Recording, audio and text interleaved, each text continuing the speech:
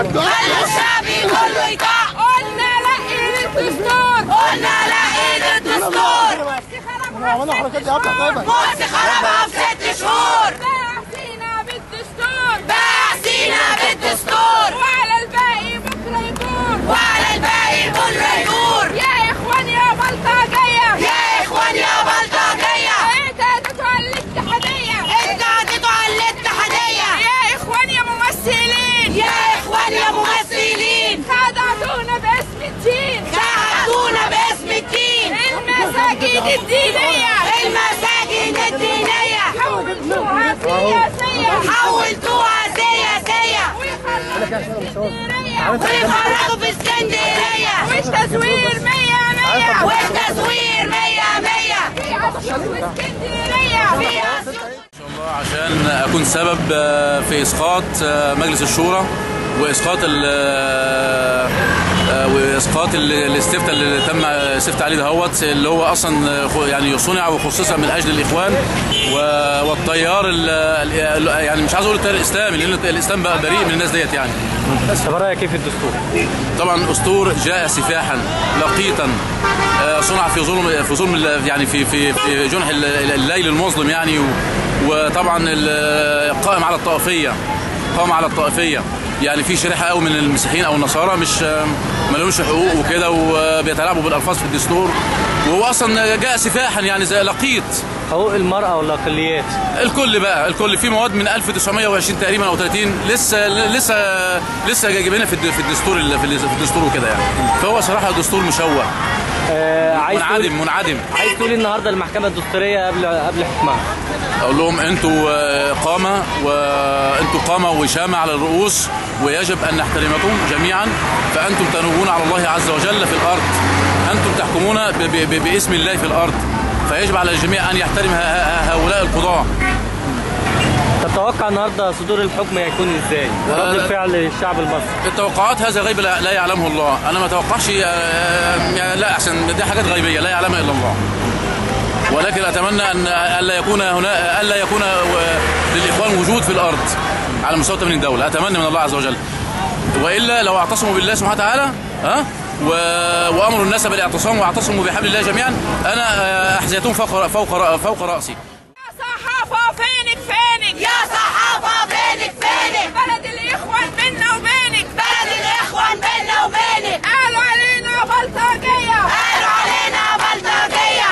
الرئيس اخوان، الرئيس اخوان. وسلفيه وحشه كمان، وسلفيه وحشه كمان. واحنا هناك في الميدان، واحنا هناك في الميدان. ومن قصر الاتحاديه، ومن قصر الاتحاديه. قالوا علينا بلطجيه، قالوا علينا بلطجيه. لا يا ريس اصحى وفوق، لا يا ريس اصحى وفوق. احنا اللي رفعنا الصندوق، احنا اللي رفعنا الصندوق. لا السلفيه ولا الاخوان، ولا سلفيه ولا الاخوان. اللي رفعك صوتنا كمان، اللي رفعك صوتنا كمان. لو قدامك كان حمدين، لو قدامك كان حمدين. ولا واحد غير الاتنين، ولا واحد غير الاتنين. كنت هتبقى يا ريس فين، كنت هتبقى يا ريس فين. قالوا علينا بلطجيه، قالوا علينا بلطجيه. احنا هنا مش بلطجيه، احنا هنا مش بلطجيه. احنا الثوره الحقيقيه، احنا الثوره الحقيقيه، احنا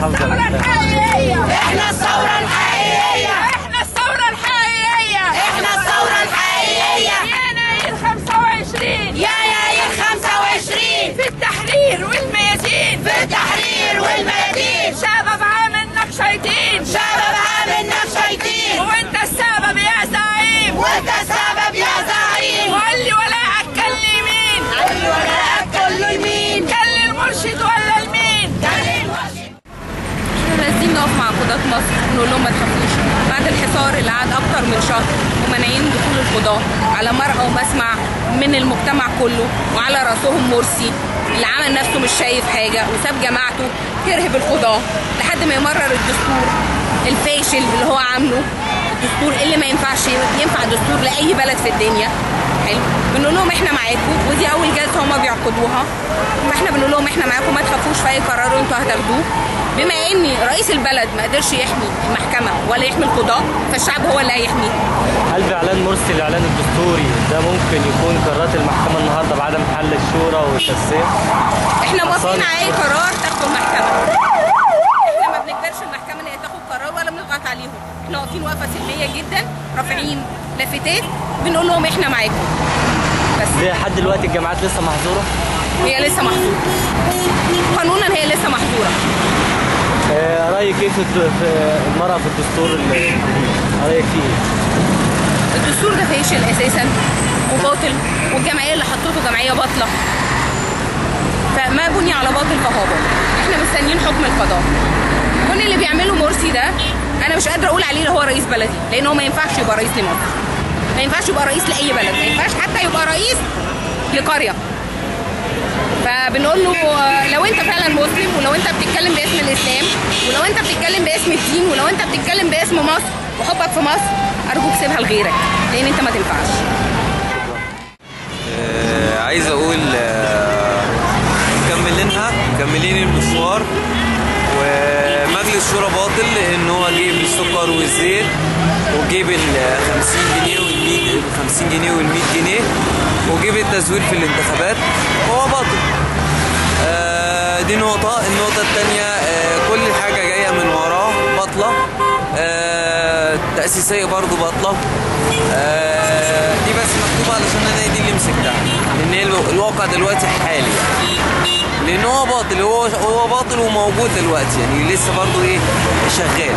فانا بحاول بقدر الامكان ابطله.